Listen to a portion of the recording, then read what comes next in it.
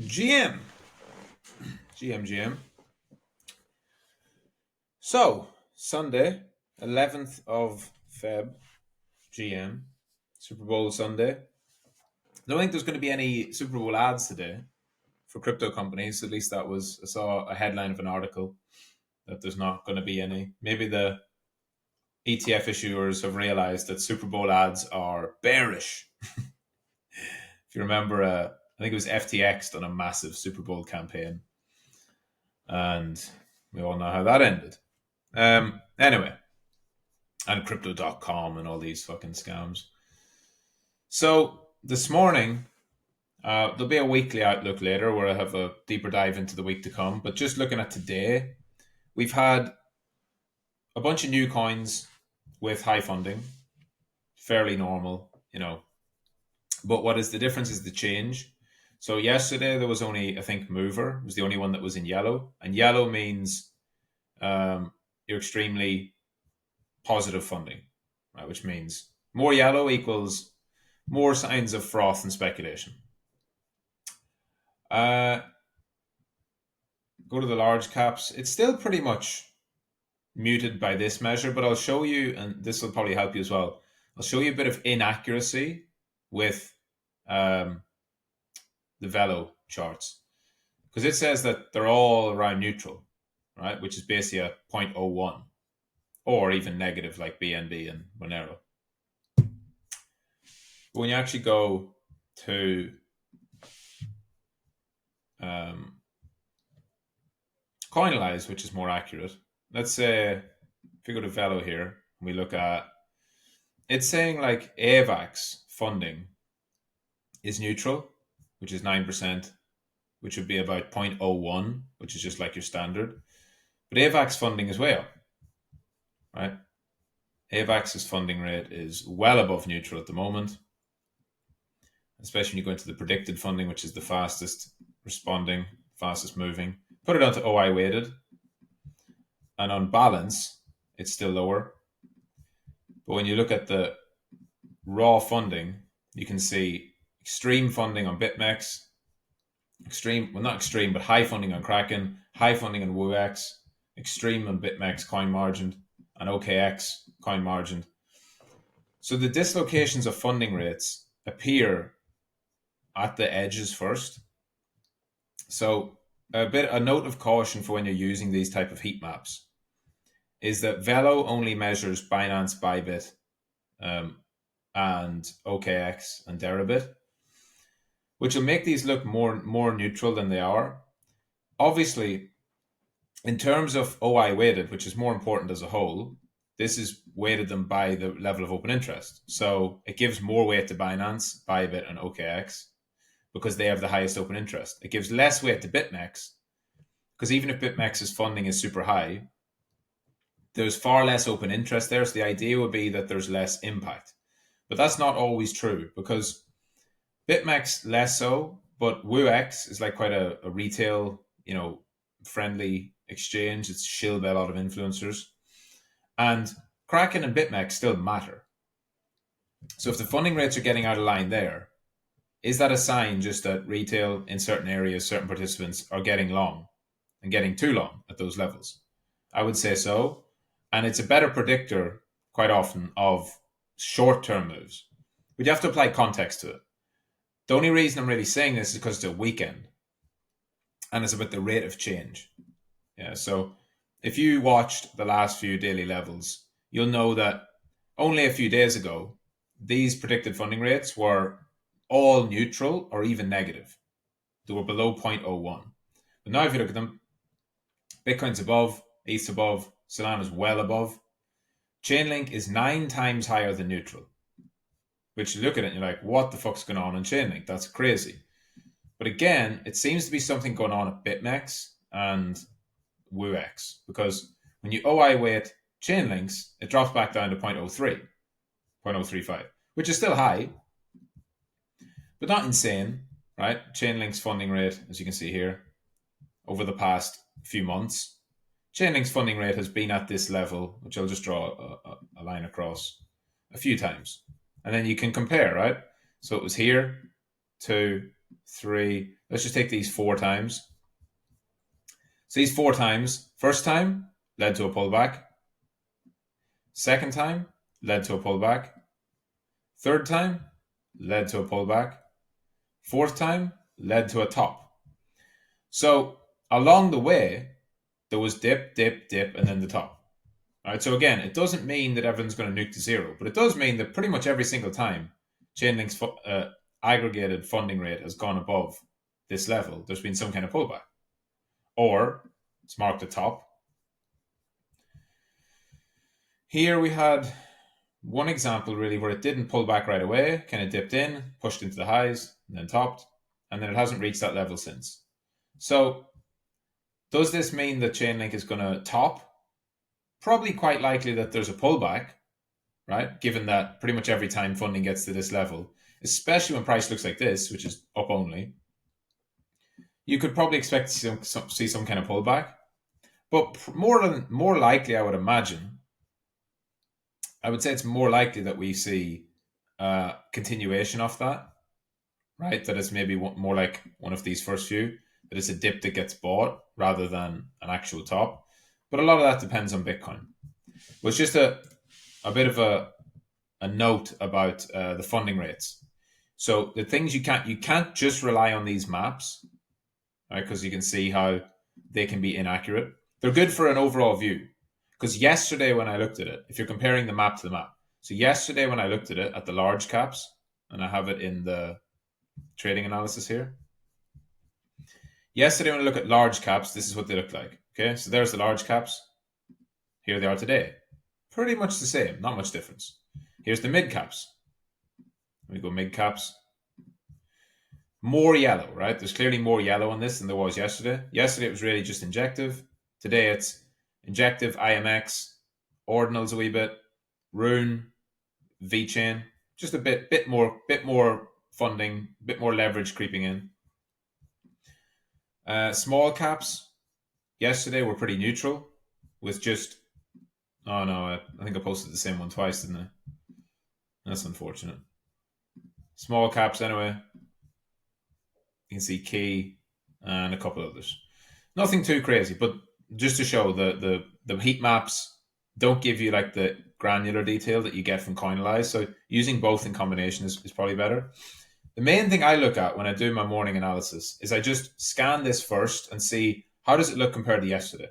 And this is much higher than yesterday on the predicted funding rates. And it's much higher than it was 2 or 3 days ago. So does it matter? Like, do I go out and call a top? No. Do I get short? No. None of those things are what your response should be. But you should say, price is going up. That's good. But so is funding and open interest. Okay, cool. That's what you'd expect in an uptrend. Again, it's when it gets extreme that you start to see things like pullbacks. And it also depends on what's getting traded, right? What's getting bought or sold? Is it total shit or is it strong coins with good narratives? And that's where you kind of apply the logic across it. The other way of doing it then is just to put them on a chart here. OI global, funding rate global. Right, so this is my preferred measure, the way of doing it. OI weight this for Bitcoin, which definitely matters for Bitcoin, right? Because Bitcoin has billions of dollars of open interest.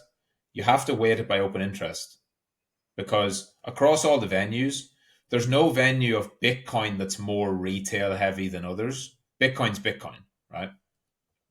All coins a little different because they have much lower open interest. But take these out, and I always exclude Bitcoin and ETH from the funding rate and the open interest calculations. So you just get all the altcoins excluding Ethereum. And this is my easiest way to look over it, each day. So OI has been steadily rising as price has risen, as you'd expect. Funding rates on Bitcoin have broadly stayed, if you zoom way out, Bitcoin funding rate is way down. It's definitely cooled off since the ETF. And it's starting to tick back up, but nothing crazy, right? You wouldn't say there's any signs of over-exuberance here. To me, this is still mostly a spot-led rally. There still seems to be some short squeeze ongoing. And Bitcoin itself, I think, is in the process of marking up to a new level. As for altcoins, though, a lot of this push on alts has came on the weekend. So Friday's session closed over here, then we had Saturday, and we're to Sunday. You know, the altcoin funding's up another 500 million, altcoin open interest, sorry, up another 500 million on the weekend from having negative funding a few days ago on Wednesday. It ramped up back to neutral and then above neutral. And so the way I see this is either Bitcoin takes over and runs, which can happen, and Bitcoin certainly seems strong, as you can see here. A nice sweep out of some of the stops down there on Bitcoin, bouncing back up into this consolidation. But alts were leading briefly. There's a couple of examples here where alts went higher as Bitcoin dropped off, and we saw a further second leg down as it flushed out some alts. Alts made a new high before Bitcoin here as well, right? Alts made a new high. Bitcoin just pushed up into its high, but didn't make a new high. Then Bitcoin, it didn't really take over. They sort of followed each other. Bitcoin went up, alts went up, and then Bitcoin sold off, but alts kept going up. And that's where you're seeing this first signs of a bit of a shakeout or a bit of a drop down in altcoins. I think if I had to kind of explain how I feel the market is at the moment, I think Bitcoin's genuinely really strong. I think this is a real a markup, as you call it. Like, so this is where Bitcoin's actually just mispriced and should probably be above 50K because of a supply demand imbalance. And I think that the sell the news, people who sold the news are going to get left behind.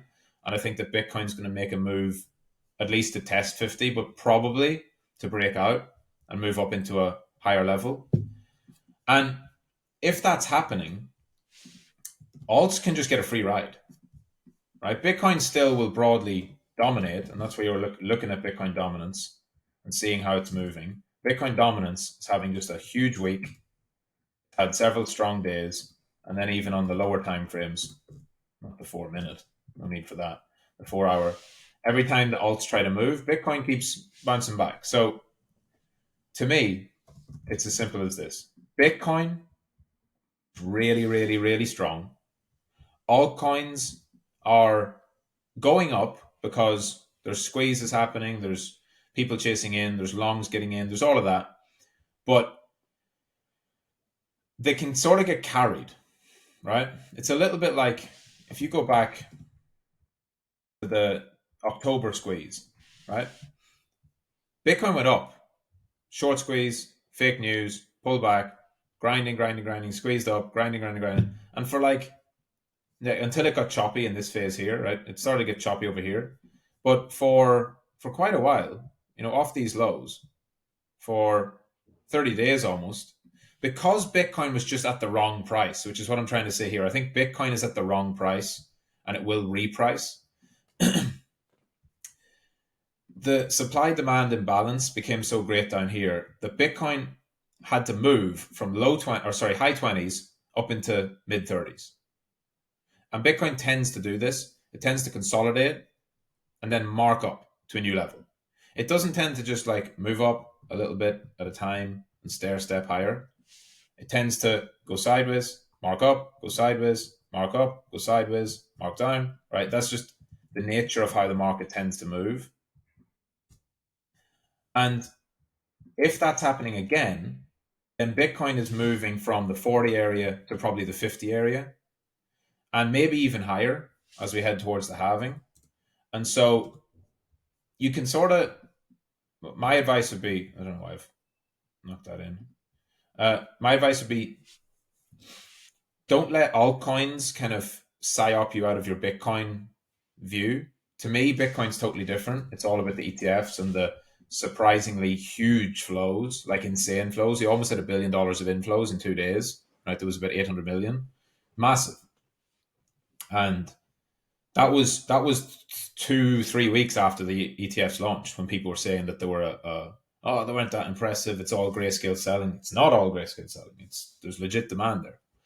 And I think that whatever happens to alts, my focus is on Bitcoin. I don't know if alts go up I do know that Bitcoin's gone up, Bitcoin's staying strong, Bitcoin dominance is strong, and Bitcoin, open interest and funding are broadly okay. So if altcoins look a bit frothy, but Bitcoin still looks good, I think that you'll probably just see underperformance of alts, where Bitcoin goes higher, but alts don't. I think that's probably the most likely.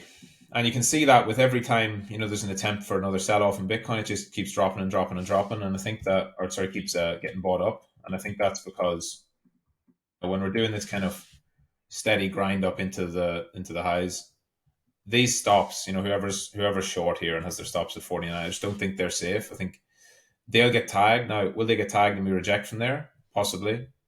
Will we just gap straight past it? Possibly. It depends. Hard to say.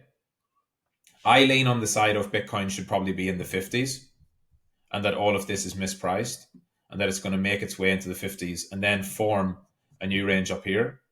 Right? That's what I think. And it does leave a big gap behind.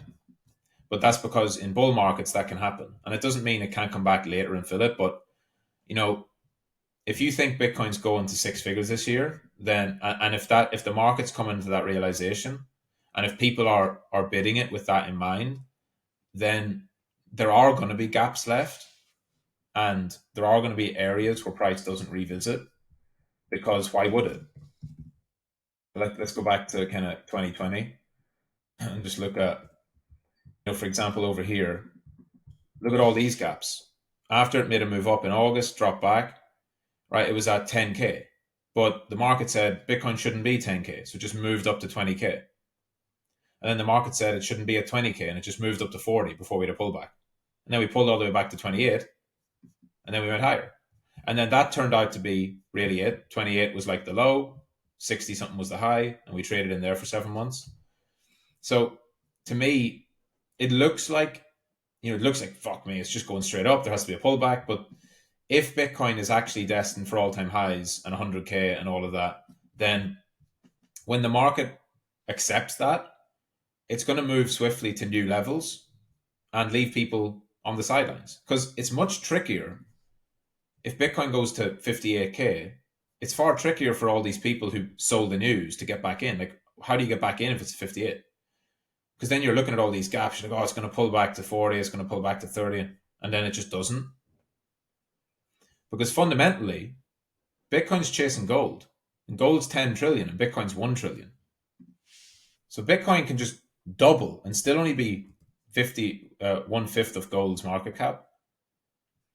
And there truly is a supply squeeze. This was the biggest thing really I was talking about last year, was at some point this cycle there's going to be an enormous supply squeeze on both Bitcoin and ETH eventually, because they're getting taken off the market, right? People are buying Bitcoin and putting it in cold storage. Most Bitcoin is off exchange. It never moves. There are not enough Bitcoin in the world for everyone who's going to want one. And the demand will outstrip the supply. This is it's hard coded that way. It's not a matter of if, it's a matter of when. And ETH have tried the same thing, right? They make it deflationary, and they have the staking. So there's a lot of ETH getting locked up in staking. There's deflation if it's the network's active. And if there is demand, which I'm not 100% sure if there's as much demand for Ethereum, but if there is demand, the same thing will happen there. They're both scarce assets in their own way. Bitcoin, way better, but ETH still not bad. They're not seeing massive inflation. Bitcoin's is inflating, but inflating at a lower pace, slower pace than gold, as of the halving in April this year. And I think that dynamic gets felt, and that becomes the narrative soon. And whenever price goes higher, it's always justified. This is the thing. Like, if you see a shitcoin going parabolic to crazy prices, you say, well, what justifies this? And generally, not much. It's generally mostly just hype that's driving it.